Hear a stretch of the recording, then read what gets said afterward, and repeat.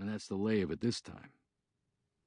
I was in my office, straightening out the mail, and enjoying some of the threatening letters what the boys who lack a sense of humor had sent me, when this Ernest Thompson blows in. And blows ain't no fancy way of putting it, neither. This guy actually blows, and it's near 5 minutes before he quits blowing and opens up. Are you afraid of the Ku Klux Klan? That's his first crack out of the box. I ain't afraid of nothing. I tell him the truth, and then, want to be absolutely on the level, I ask, providing there's enough jack in it. He trots out a sigh like my words had lifted a weight from his chest. You don't happen to belong to that order? I think he was going to call it something else, but from the twitching of his mouth I get the idea that he went in some fear of that same order. No, I says. I don't belong to any order. Of course, I'm like all Americans, a born joiner. It just comes to us like children playing. We want to be in on everything that's secret and full of fancy names and trick grips. But it wouldn't work with me. It'd be mighty bad in my line. I'd have to take an oath never to harm a brother. Not that I wouldn't keep my oath, but think of the catch in it.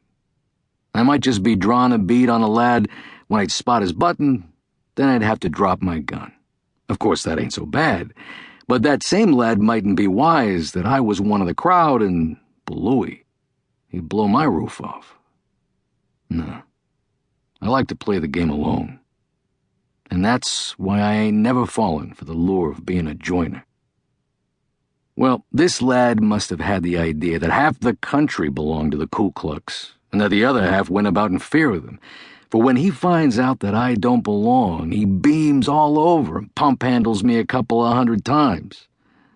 And he comes out with the glad tidings that a gent I helped out of trouble had told him about me. With that, he opens up with the bad news. His son had been took by the Ku Klux. His boy, Willie Thompson, who was only 17, goes hunting around the woods a bit outside of the town they live in. Clinton is the name of the burg, and it's in the west, which is all I'm at liberty to tell about it, except that it's a county seat.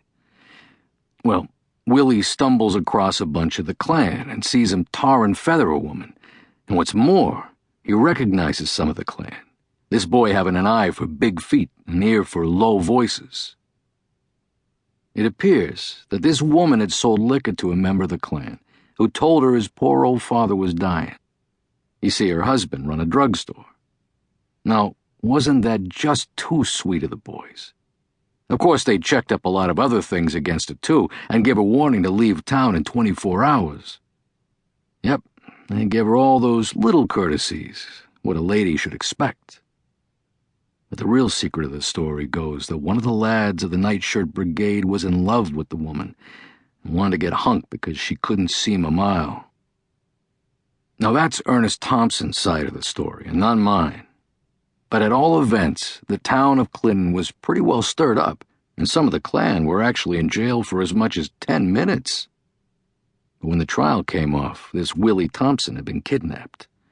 The father worried, of course, but he thought the boy would be back when the trial was over. That was 2 weeks ago. The trial had blown up, and the boy never heard from again. Why, the whole thing seemed unbelievable. Think of it. Here was this man with a good suspicion, if not an actual knowledge, of who had his son, and he trots all the way up to the city for me. Imagine if it had been my boy, Bluey. I'd have bumped that gang off 1, 2, 3 right down the line.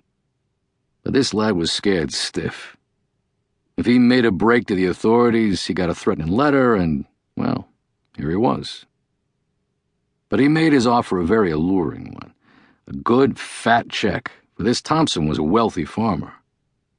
So I took the case, and you should have seen his face light up. I didn't think that I could get anyone to defy the Klan. He takes me by the hand again. I hope that you won't give up when you find what you're up against. Now that almost made me laugh. Don't you worry about me, I says. And don't you worry about the boy. If he's alive and the Klan have him, why, I'll get him back to you in jig time. No mistake.